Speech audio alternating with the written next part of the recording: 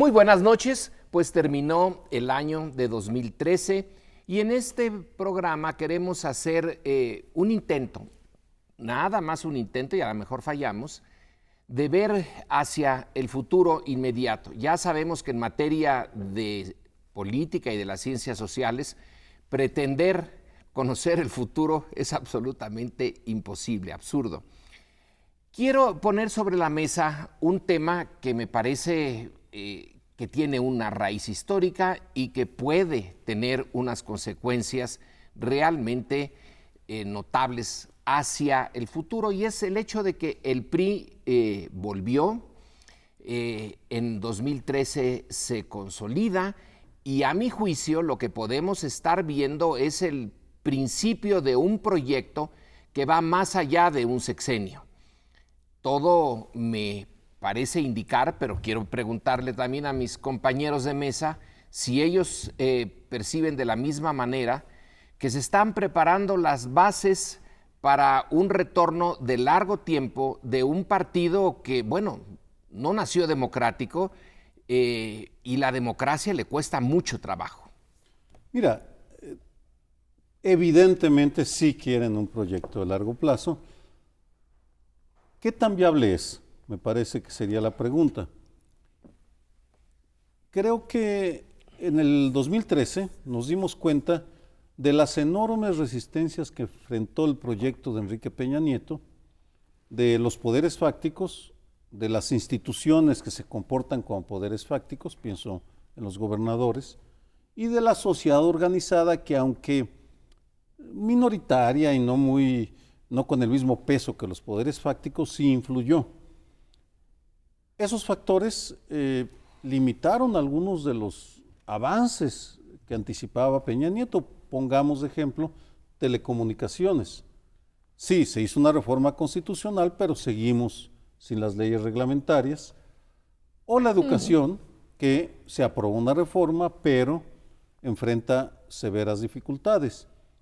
Por tanto, una parte del éxito dependerá de esos intangibles y que no podemos anticipar, pero hay otro elemento, el peso de los errores que también se pudieron observar en el proyecto de Enrique Peña Nieto, porque la consolidación del PRI se arma en torno a él.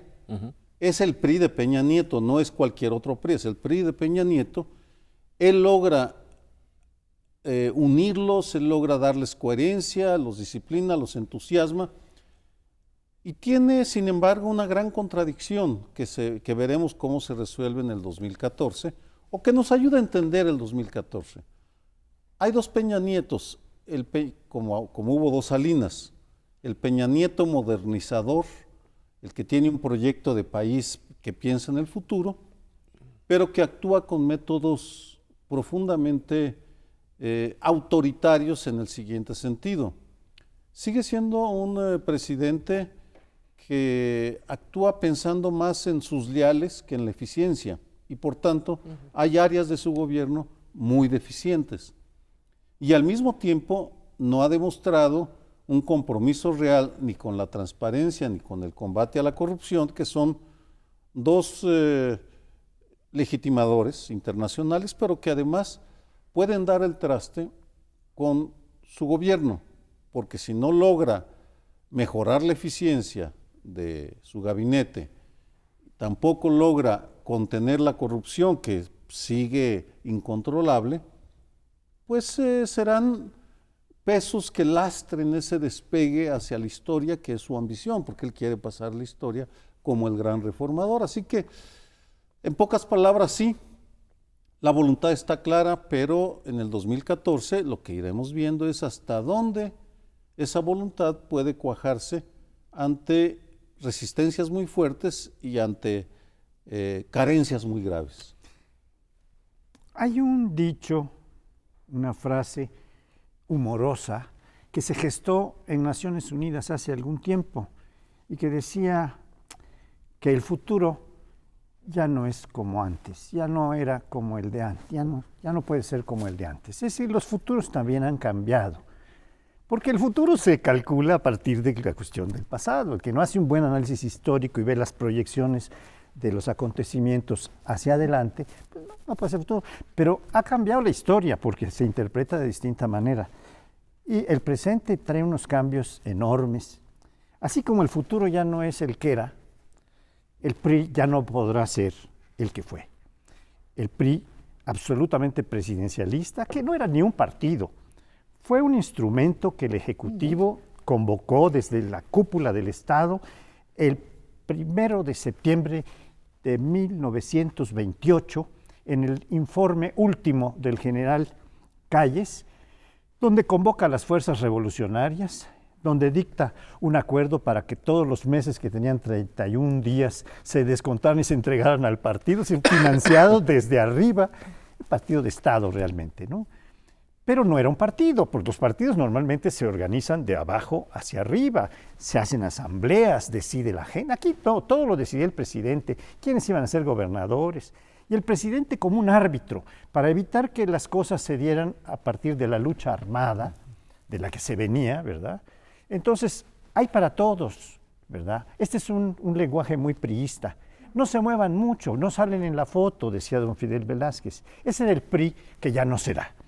¿Qué PRI vamos a tener hacia el futuro? Yo creo que vamos a tener un PRI de las coaliciones, un PRI que ya no puede hacer a un lado una sociedad plural y que tiene que llegar a pactos, a arreglos, a acuerdos en distintos sentidos, con distintas fuerzas políticas, como lo vimos este año que está terminando, cuando hicieron una reforma fiscal con el PRD básicamente, o inclinada mucho a las tesis de la izquierda, hicieron una reforma energética con el Partido Acción Nacional. Estamos en un tiempo de coaliciones, donde la pluralidad se tiene que reflejar. El PRI no será solamente un PRI de Peña Nieto, hay un pequeño matiz, mi querido Sergio. Será un partido también de los Beltrones, digamos, de los negociadores, que fue ovacionado después de la reforma energética en Los Pinos, cuando le reconocieron a Beltrones esta capacidad de negociación, esta velocidad con la que se aprobó la ley, la reforma constitucional energética. Será un PRI negociador de la pluralidad, pero me preocupa que tampoco sea un PRI totalmente sano, con un nuevo rostro. Será, en la materia de corrupción, hay el problema de que puede ser el mismo PRI de antes. Ahí sí, parece que, claro, compartiendo un poco más con distintas fuerzas con las que pacta. Yo creo que la idea de que la sociedad mexicana cambió y que el PRI no puede ser igual que antes es válida, pero les propongo ver el caso de Rusia. La Unión Soviética desaparece, el Partido Comunista de la Unión Soviética desaparece, y en realidad no del todo, porque la presencia de Putin, las formas, las fórmulas, el espíritu que está detrás del gobierno de la ahora Rusia, se parece mucho al de antes. Y ese es mi pronóstico. No es que yo quiera que así sea, pero me da la impresión de que por ahí vamos. Es decir, va a ser nuevo y no, porque va a tener el mismo espíritu de siempre. ¿Cómo llegó a la victoria? Bueno, podemos ponerle la victoria Monex, es decir, llegó no por la vía legítima, pura de las elecciones, sino llegó por la vía de la compra del voto y de usar las carencias de las partes más pobres de la sociedad para llevarlas de la manera clientelar. La manera como se aprobó la reforma energética es la del presidente, no se discutió. El control sobre el Congreso fue completito, no como antes, pero al final tuvo la misma característica que pasó en los estados en algunos casos en 10 minutos aprobaron una reforma histórica. Es decir, ya está dictaminada desde arriba lo que va a ser y así será independientemente de lo que digan otros actores. Esa es la parte. Pongo a Rusia como un ejemplo de un destino político de México en el futuro inmediato. Sí, yo coincido, vamos, es tal vez el punto de divergencia, o no tal vez, el punto de divergencia sería cuál es el peso que tiene el presidente en la configuración del nuevo PRI. ¿Hasta qué punto ha cambiado México para decir que pese al presidencialismo cultural que sí tiene Enrique Peña Nieto, que viene del Estado de México, donde el PRI sigue siendo el guardián más fiel de las tradiciones del pasado? Si uno se mete en esa discusión, yo creo que buena parte de los éxitos que ha tenido el PRI, medidos en el sentido de ganar, sea como sea, vamos, porque ese es el rasero, ganaron, obtuvieron lo que quisieron, ¿hasta qué punto depende de una sola figura?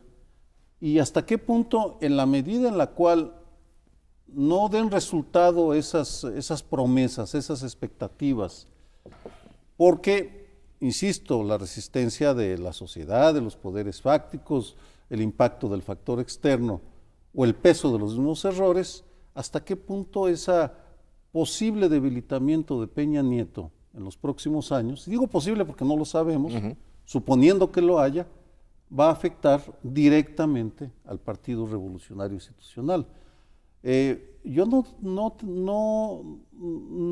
parto de que veremos a un partido, no veo un partido consolidado, no veo un PRI en pleno control de todos los factores como era el caso con Díaz Ordaz o Carlos Salinas de Gortari. Es un PRI que opera en una sociedad y en una región y en un mundo totalmente diferentes.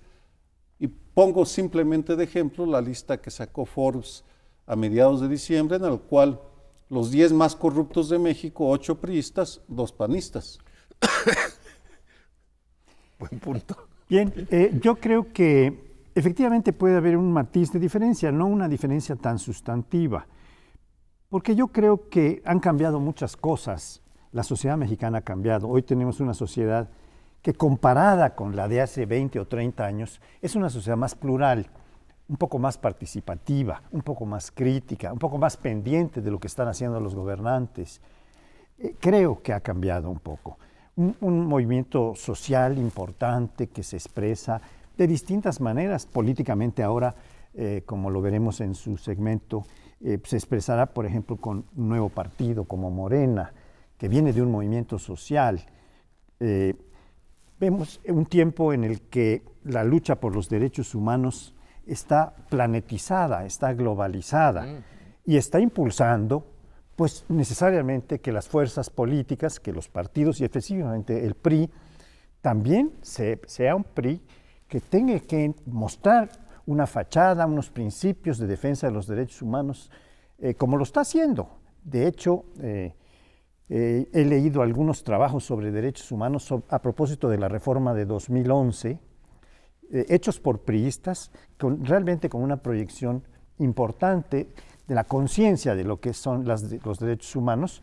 Quién sabe qué tanto para aplicarlo, pero en todo caso, este es un condicionante distinto, porque es un futuro que va a estar cada vez más lleno de esta conciencia de defensa de los derechos humanos, y allí el PRI y cualquier otra fuerza va a tenerse que adaptar, va a tenerse que justificar a la luz de estos nuevos principios y de estos nuevos instrumentos que cada día crecen para defender los derechos humanos. Pues podrán, ojalá, lo que ustedes dicen, no comparto su optimismo, pero quisiera estar totalmente equivocado. Sí, va a tener que cambiar, va a ser como el príncipe de Lampedusa.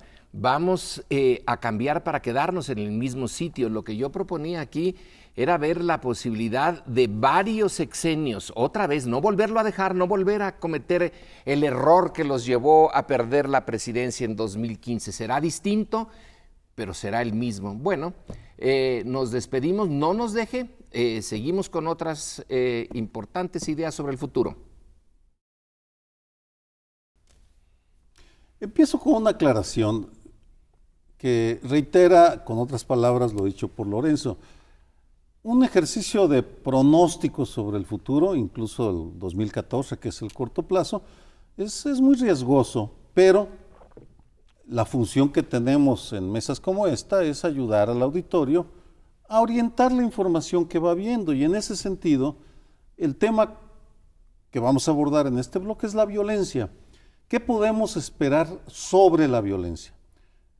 Es un fenómeno extraordinariamente complicado que voy a pronosticar a partir de un estado de Michoacán, porque creo que Michoacán es el laboratorio donde se están practicando nuevas metodologías para enfrentar el crimen organizado.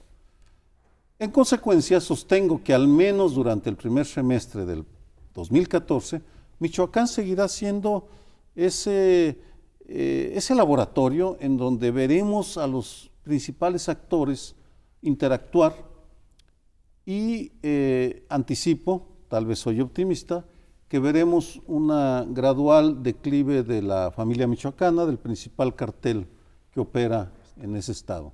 ¿Por qué lo digo? Primero, porque en Michoacán se observó durante el 2013 algo que no fue común durante el sexenio de Calderón: la coordinación entre las diferentes piezas del aparato de seguridad federal. La Marina se hace el control del puerto de Lázaro Cárdenas, el Ejército se hace del control de la seguridad de Lázaro Cárdenas y de Apatzingán, y la Policía Federal de las carreteras de acceso, y al mismo tiempo se da un fenómeno bien interesante. El Ejército, en Michoacán el Ejército es quien coordina las tareas de seguridad, hay que subrayarlo. En Michoacán se da un entendimiento entre las guardias comunitarias y el Ejército, por el cual a algunos autodefensas, no todas, se les da la categoría de legítimas y buenas, se les permite que expandan su presencia.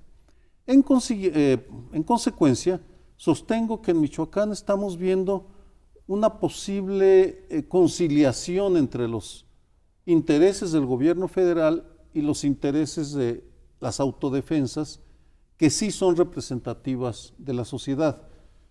De cuajar ese experimento, entonces estaríamos viendo una pinza que no exista en otro estado contra el crimen organizado, que llevará a su gradual reducción en ese estado. ¿Se podrá extrapolar eso a otras entidades? No lo sé, pero al menos para que ustedes ordenen la información, estas son algunas hipótesis de trabajo sobre la violencia que, aclaro, seguirá siendo un problema gravísimo para buena parte del país. ¿Y la violencia de dónde viene? Supongamos lo que tú señalas, que se desarrolla tal cual. Una parte de la sociedad se organiza, el Estado la reconoce y entre los dos forman la pinza. Pero el origen del crimen organizado, perdón, ese no lo tocaste en tu exposición. Quiere decir que las razones por las cuales se dio este crimen organizado, a pesar de que la pinza puede, digamos, acabar con los síntomas muy desafortunados, graves de la enfermedad. Los síntomas son, claro, entre otras cosas, los asesinatos. Pero, ¿y la enfermedad? ¿Qué le pasa? ¿Se queda en estado latente? ¿Se ubica por otros lados? ¿Sale de otras maneras? ¿O a lo mejor va muriendo así de muerte lenta y por mecanismos que no conocemos deja de existir?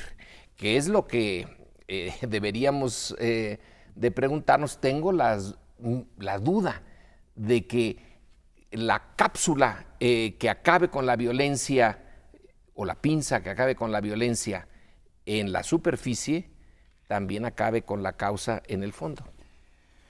Bien, pues para completar un poco esta visión que Sergio Aguayo nos proponía, yo creo que hay que salir un poco de Michoacán, entendiendo que Michoacán es probablemente el foco principal, o tal vez el laboratorio, como decía, principal, en donde efectivamente cada vez hay un entendimiento mayor entre estas autodefensas comunitarias, estas policías comunitarias, con organismos de seguridad del Estado federal o nacional, con la Marina, con el Ejército, con la Policía Federal, pero no con el poder local del gobernador, del gobierno del Estado.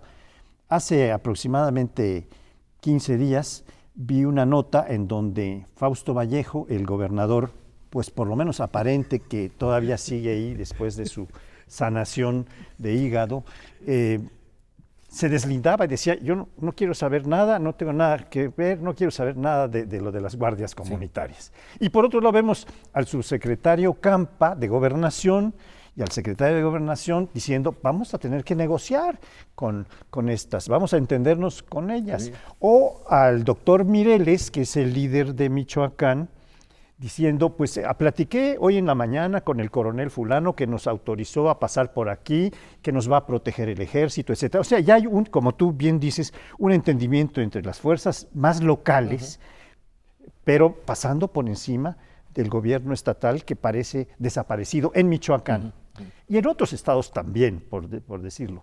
Pero creo que es muy distinta la situación, porque tú mismo planteabas una interrogante de, esto será trasladable, decías, extrapolable, pero no son polos, son un chorro de estados, ¿no? Son 31 y 32 entidades, si tomamos al DF, no se pueden trasladar estos laboratorios tan fácilmente. Yo creo que en Guerrero, por ejemplo, donde hay la sospecha de que estas guardias, o que algunas de estas guardias, son fomentadas por el propio narcotráfico o por el crimen organizado, que están haciendo secuestros, y no están solamente como las de Michoacán que conduce el doctor Mireles, sino que están en una zona que se ve muy difícil y ahí no se ve tampoco la negociación muy clara con el ejército, etcétera. Entonces yo veo difícil que este modelo del laboratorio michoacano pueda ser trasladado a Guerrero o a Tamaulipas, que es otro de los estados donde hay una criminalidad, una violencia brutal. En fin, creo que vamos a tener una pluralidad de laboratorios y lo que puede ser un buen resultado para algún estado como Michoacán puede no serlo para los otros. Primero una aclaración y luego iré al tema de fondo sobre las raíces de la violencia. A raíz de los desastres naturales, de los huracanes, Ingrid y Manuel, en Guerrero, el Estado federal sí llega a un entendimiento con las guardias comunitarias, porque son la autoridad en esas zonas, es el camino directo a la comunidad que se brinca al ineficiente gobierno estatal. Por tanto, sí hay un paralelismo en Guerrero. Guerrero está más cerca de Michoacán que de Tamaulipas, definitivamente en ese terreno, pero la problemática es diferente. Prefiero centrarme en el punto de la violencia. Por supuesto que no van al fondo de las raíces de la violencia, que serían la pobreza extrema, la desigualdad en el ingreso, la ubicación geopolítica de México. Eso no puede corregirse. Seguiremos siendo la vía de paso de las drogas a Estados Unidos. Seguirá habiendo millones de mexicanos pobres dispuestos a ganarse un dinero haciendo alguna de las tareas para el crimen organizado. Definitivamente no va por ahí el asunto. Lo que el gobierno federal, la estrategia del gobierno federal es reducir aquellas expresiones de la violencia que golpean más a la sociedad. Secuestro, es decir, hagamos un lado el narcotráfico, porque curiosamente aquí lo que estamos viendo en Michoacán ya no es solo narcotráfico, es secuestro, extorsión, cobro de impuestos. Esas expresiones son las que quiere limitar el gobierno federal, porque no tienen ni la visión ni la capacidad para ir a la solución uruguaya de legalizar la marihuana. No lo quieren por otros motivos. En consecuencia, con ese objetivo en mente, quisieran que la familia michoacana se dedicara nada más a la producción y exportación de narcóticos, como lo hace el cartel de Sinaloa, y que se alejara de los otros negocios, que eso sí lastiman a la sociedad, porque curiosamente la sociedad no le importa tanto que vendan drogas a los gringos, eso no es, le preocupa que sí le secuestren a su a sus hijas o que las ejecuten.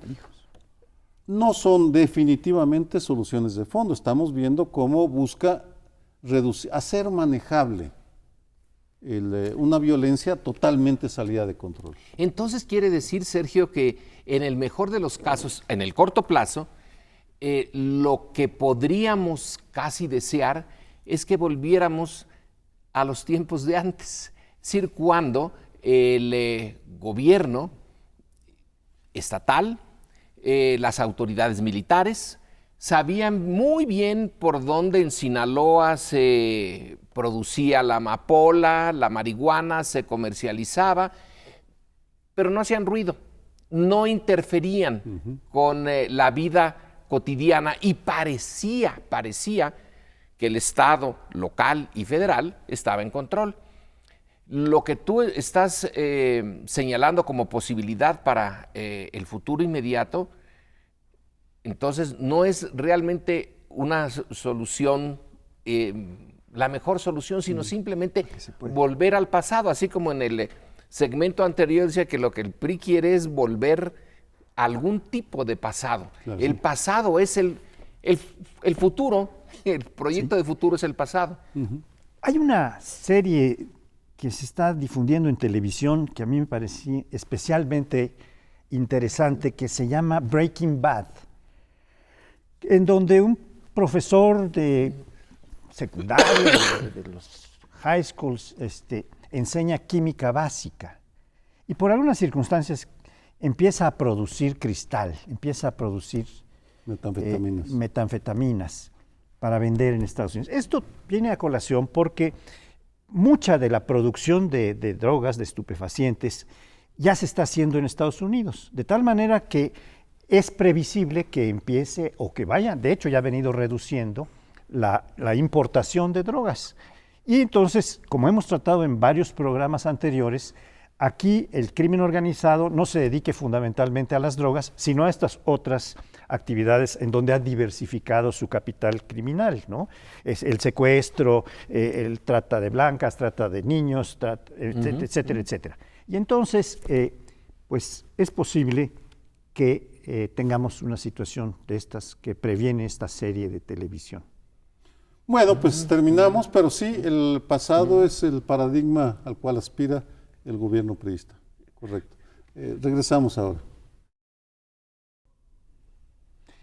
Vamos ahora a comentar, discutir, analizar con ustedes en este bloque el futuro político, lo que podemos prever un poco que ocurrirá en 2014.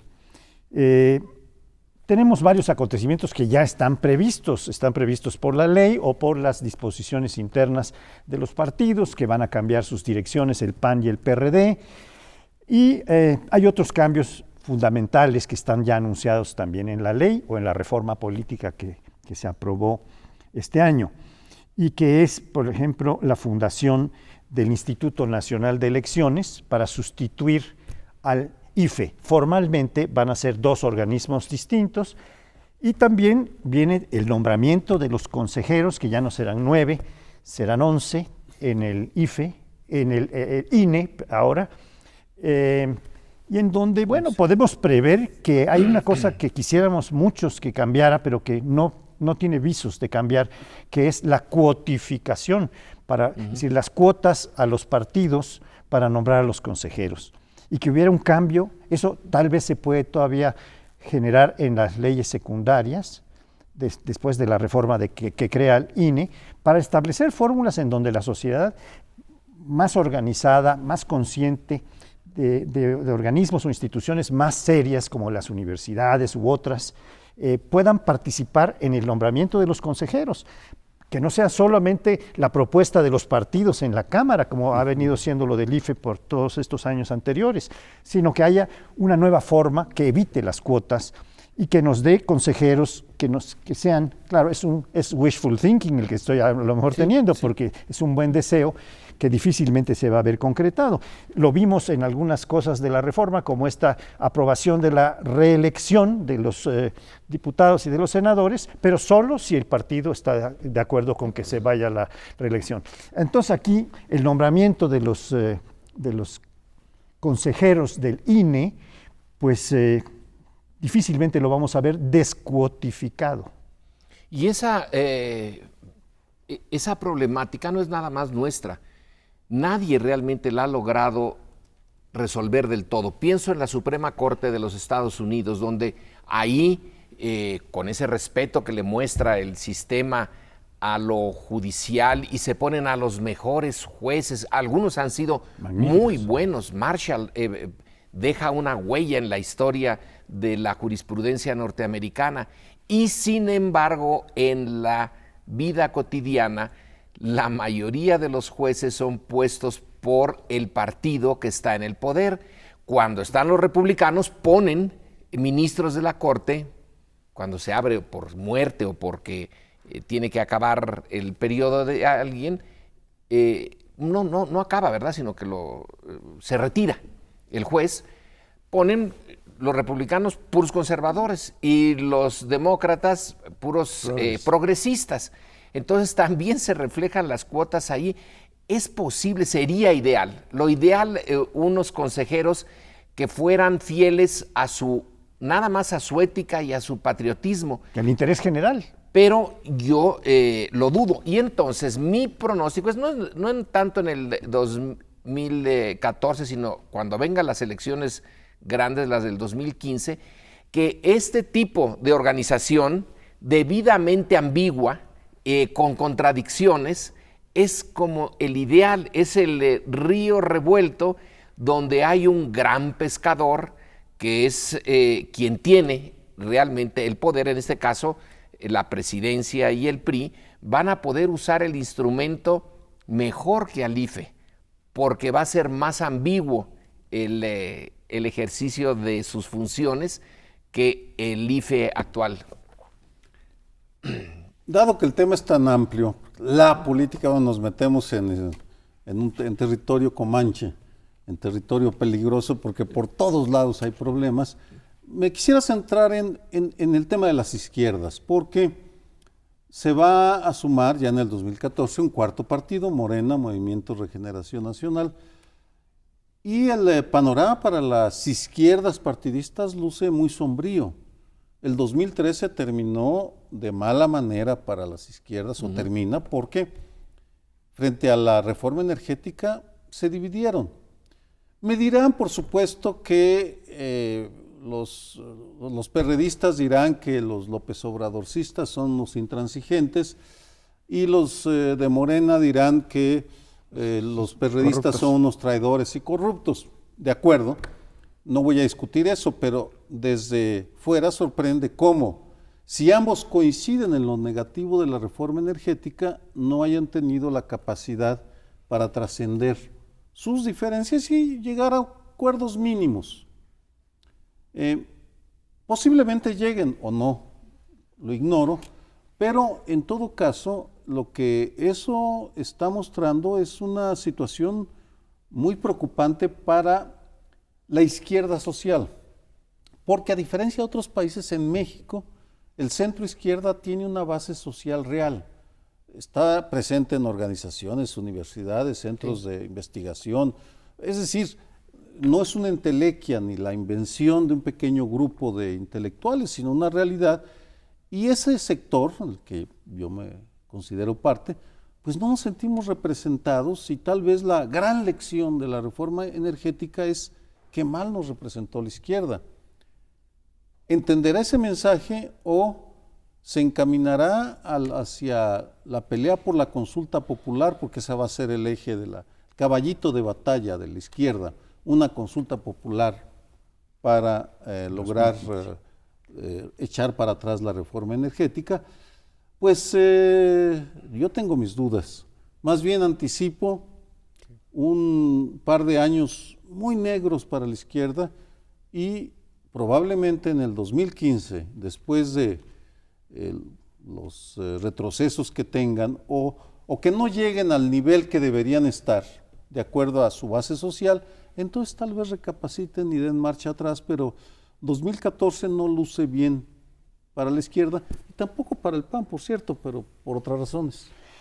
No me veas cuando dices que tampoco para el PAN. Porque tú lo conoces muy bien. Eso es. A eso me refería. Veía al experto que además estuvo cerca de la bestia, del monstruo. Estuve montado como estos que van desde Centroamérica hasta el norte en un tren que se llama La Bestia. Que se no, eso es lo que tú dijiste como metáfora. Bueno, citaba Martí. Yo quisiera hacer una... No Alejandro Martí, sino partir en este comentario de algo que tú decías, que es la incorporación de Morena como un nuevo partido político, previsiblemente para 2014, casi de cierto, ya cumplió los requisitos que se requerían, ¿verdad?, que se necesitaban para tener el registro, y no será un cuarto, será un octavo partido, porque hay 7 en este momento, están PRI, PAN, PRD, y hay otros 4, que son, como dijo alguien, morralla, porque son el PANAL, el PT, el Partido Movimiento Ciudadano y el PANAL,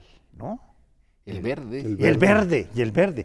Y entonces Morena sería el octavo. La cuestión que sí es muy importante en tu planteamiento, a mí me lo parece, es que cuál es el futuro de la izquierda que se va a confrontar necesariamente en el terreno electoral en 2015. ¿Por qué?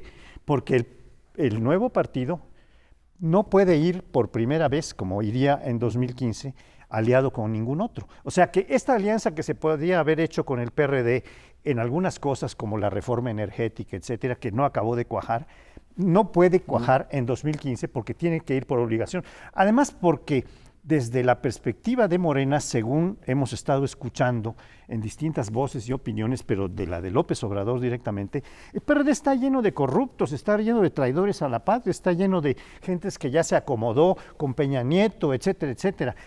No puede haber alianza, no van a poder llevar. Ahora, no es imposible que se vacíe un poco, o quién sabe qué tanto, el PRD, porque todos los grupos, en cuanto Morena ya tenga registro, que son fieles a López Obrador y que siguen siéndolo, aunque se han mantenido dentro del PRD o dentro del PT o dentro de lo que fue Convergencia, que es Movimiento Ciudadano, se van a salir, se van a ir. Y vamos a tener una confrontación en la que vamos a ver si el PRD es el tercer lugar en curules o pasa a ser en tercer lugar Morena. O el segundo, no sabemos.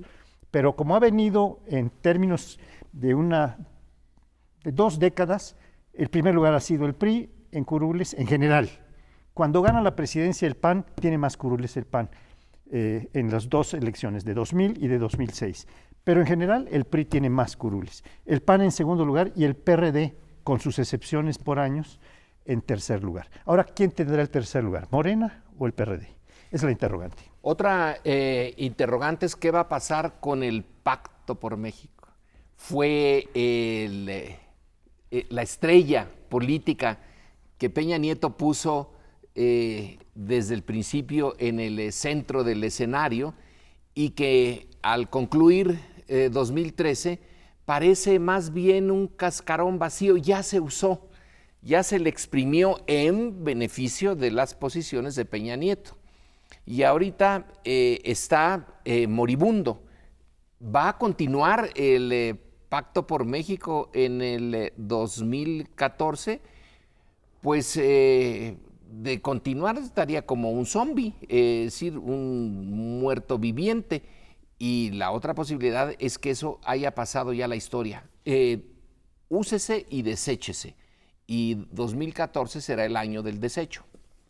Muy probablemente, pero en todo caso, para regresar a tu hipótesis, la hipótesis del primer bloque hace ya bastante tiempo, la debilidad evidente de la izquierda y la debilidad por otros motivos del PAN facilitan en el 2014 que el PRI se presente como el partido más fuerte, más homogéneo y que tiene más capacidades para sobrevivir. Y sin necesidad de Pacto por México. Sin necesidad de Pacto por México. Bien, pues celebrando este requiem por el pacto, vamos a tenernos que ir a un siguiente bloque que será muy interesante. No nos abandone, déjenos prendido su televisor porque vamos a tocar temas muy interesantes en el próximo bloque. Vamos a cerrar este programa y este año con un tema que a algunos les puede parecer secundario, pero a otros, en nuestro caso, nos parece que tiene sustancia, y es el tema de la legalización de las drogas. Y nos vamos a ir por una vertiente muy obvia, la vertiente uruguaya. A querer que no, ese país tan pequeñito decidió, y lo decidió de una manera bastante democrática, después de una serie de reflexiones en su Congreso y de la decisión del presidente de Uruguay, de José Mujica, de apoyar esta idea, la simple, muy simple idea de que si no puedes acabar con la demanda de las drogas prohibidas desde el inicio del siglo XX, entonces trata de regularlas, trata de hacer legal lo ilegal para que no se esté sirviendo como un cáncer en la sociedad, sino algo que el propio Estado pueda regular. El Estado las va a declarar válidas, sustancias válidas, bajo ciertas circunstancias. Claro que la marihuana es nada más una de muchas.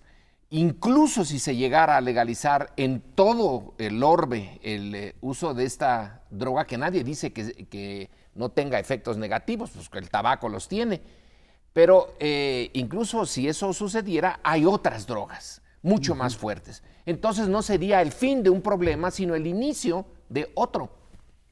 Bien, dentro de ese gran tema que es la legalización de las drogas, Uruguay es un caso muy especial porque su presidente tiene una historia fascinante. José Mujica fue guerrillero, estuvo con los Tupamaros, fue detenido, encarcelado, torturado, su esposa también, pero es un personaje muy poco común en la política porque es de una austeridad extraordinaria, no usa corbata, no dice lo que piensa, no tiene guardia, sigue usando su coche viejo. Es un país pequeño, por supuesto, es otra dimensión, pero aún así... Kuwait es un país pequeño, pero hay que ver las limusinas. Sí, claro. Pero tiene una virtud, o para algunos no es virtud, sino una barbaridad, de decir lo que piensa y decirlo de manera muy directa. Y a finales del 2013 salen las Naciones Unidas, el órgano encargado de las drogas, para condenar que Uruguay hubiera legalizado la marihuana, diciéndoles, ¿cómo se atreven ustedes? Esto va a crear problemas, y que se las regresa a José Mujica y les dice, ustedes son los hipócritas porque nos critican a nosotros, que somos pequeños, y no critican a Estados Unidos, donde legalizaron 2 estados totalmente para usos, para la diversión, Washington, el estado de Washington, no la capital, sino el estado, y Colorado ya dio permisos para cultivar, para vender, en fin, está totalmente legalizada. Y tiene razón, los organismos internacionales y el mismo Estados Unidos se la iban criticando a países que quieren legalizar la marihuana, pero guardan silencio cuando ellos son los que lo están haciendo. Personaje digno de reconocerse en este fin de año. Para mí es una ave rara en la política mundial que debería imitar a algunos otros dignatarios. Por supuesto que no lo hacen, pero es un ejemplo.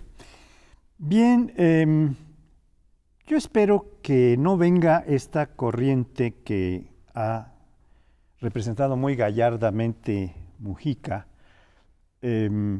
y que no esté solo vinculado a la izquierda. Me da esta expectativa, la felicitación inmediata que el presidente de Guatemala hizo de la decisión, y es un presidente de derecha, de tal manera que puede ser que esto se generalice, y se generalice a pesar de los fariseos, porque la ONU y Naciones Unidas se están y Estados Unidos se están comportando como fariseos.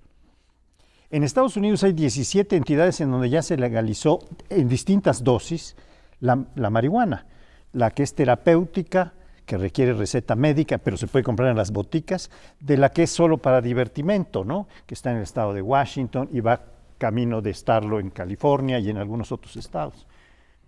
Allí casi habría que haberle dicho a Mujica para responderle a Naciones Unidas y a los Estados Unidos que pues se están portando como fariseos, a los cuales Cristo condenó diciendo: hay de vosotros, fariseos, que pagáis impuestos hasta de la hierbabuena y el eneldo y el comino, pero os habéis olvidado de las cosas fundamentales de la ley, que son la justicia y la misericordia.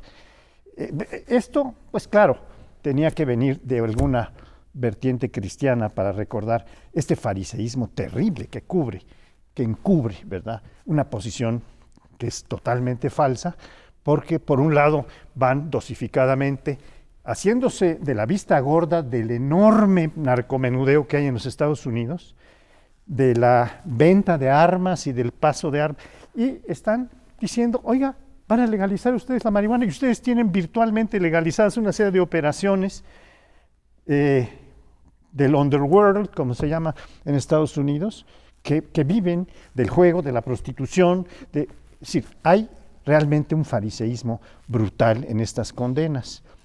Y yo creo que vamos caminando en el buen sentido de legalizar y de poner bajo control, de abatir los precios de estos estupefacientes menores que son los de la marihuana, para poderlo controlar, que se pague impuestos y que no se venda a los menores, como se hizo después de la prohibición del alcohol en los Estados Unidos en los años 20, donde aprendieron la lección de que valía más que se vendiera legalmente, que se cobraran impuestos, que se pusieran marbetes y que se prohibiera a los menores de 18 años que se les vendieran el alcohol. Bueno, esto debe pasar con la marihuana. A mí esto del fariseísmo, que tienes razón, lo acepto, pero lo que me sorprende más bien es que no haya habido una reacción más dura de Estados Unidos. Imaginémonos esto hace 20 años, el problema seguía siendo el mismo. Aquí cuando vino el general McCaffrey, que estuvo, recuerda Sergio, en el Colegio de México, y que se le propuso discutir con él la idea de la legalización, dijo: nunca, nunca, porque eso es un problema filosófico. Es el grado en que la marihuana o cualquier droga ataca al individuo joven y lo destruye es inaceptable. Bueno, ahora nadie niega que haya efectos Daños, negativos. como el alcohol. Desde luego el alcohol, peor. el tabaco o el café incluso que tomamos, pero el punto es que no se puede evitar esa tendencia al consumo de ciertas drogas. Estimulantes. Y que cuando nosotros intentamos hacerlo, cuando a fines de los 30 el gobierno del general Cárdenas intentó regular la venta de drogas para los drogadictos y que no cayeran en manos de los narcotraficantes, que entonces eran muy menores. La más famosa era Lola la Chata. No el Chapo, Lola la Chata no hubiera salido en Forbes ni de chiste. Entonces se le vino encima el mundo a México y la presión norteamericana fue instantánea. El Departamento de Estado impidió que ese programa sobreviviera más de unos meses. Ahora, aunque peguen de gritos contra Mujica, él siguió adelante y tiene un Estado realmente en términos internacionales débil, pero ya no lo están condenando, pero ya no lo están aplastando. Y a mí lo que me parece más importante es que no lo aplasten pudiendo hacerlo. Aprovecho estos últimos segundos del programa de este año, de 2013, para expresar públicamente mi deseo para el año nuevo en este tema.